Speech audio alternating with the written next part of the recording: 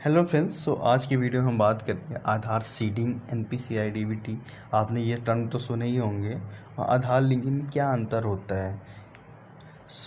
आधार linking और आधार seeding क्या, और दूसरा बात ये कि आप एक से अधिक बैंक में आधार लिंक कर सकते हो कि आपका बैंक, आप मान लो बैंक ऑफ इंडिया में आधार लिंक है तो क्या आप बैंक ऑफ महाराष्ट्र में कर सकते हो या एसबीआई में कर सकते हो।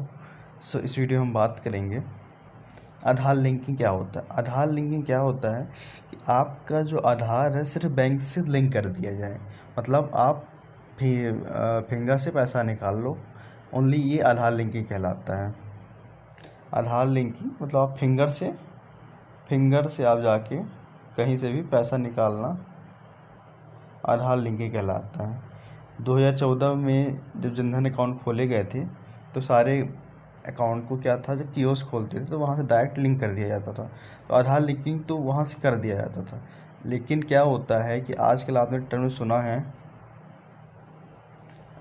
सुना होगा आधार सीडिंग का, मतलब एनपीसीआई, डायरेक्ट बेनिफिट ट्रांसफ़र। तो ये क्या होता है? ये क्या होता है कि जैसे आपका जो डायरेक्ट बेनिफिट ट्रांसफ़र होता है, कई बार पीएम किसान की जो स्वनिधि होती है, पीएम किसान स्वनिधि, वो 2000 जो आपके खाते में आता है उसके लिए आधार सीडिंग होना चाहिए।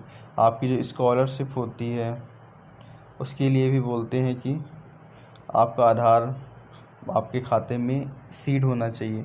तो आधार लिंकिंग में क्या होता था कि नॉर्मल आधार लिंक कर देते, लेकिन अब आधार सीडिंग में ये होता है कि जब आप बैंक जाते हो तो आप अपनी सीडिंग एक ही बैंक में करा सकते हो। जैसे आपने इंडियन बैंक में बोला कि आपको आधार लिंक कराना है, आधार सीड कराना है, डीबीटी कराना है, तो वहाँ पे आप बोलोगे तो आपका, अगर वो कोई दूसरे बैंक में आपका आधार सीड है तो वो आप यहाँ पे करवाओगे तो यहाँ पे, वहाँ से यहाँ पे सीड हो जाएगा।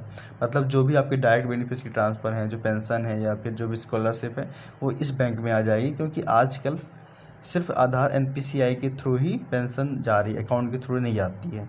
तो आधार को सीड कर दिया जाता है जिससे आपको पैसा तो कहीं से भी निकल जाएगा, लेकिन जो गवर्नमेंट के जो बेनिफिट हैं, जो डायरेक्ट बेनिफिट ट्रांसफ़र होते हैं, स्कॉलरशिप हो गया, पीएम किसान हो गया, और भी जो सब्सिडी वगैरह होती हैं, जो आवास का पैसा होता है, वो सारा पैसा अगर आपने एक बार आधार सीड कराया जिस बैंक में, वहाँ चला जाएगा। अगर आपने दूसरे बैंक में आधार सीड कराया तो फिर आप इस बैंक से हट के दूसरे बैंक में कराए हो जाएगा।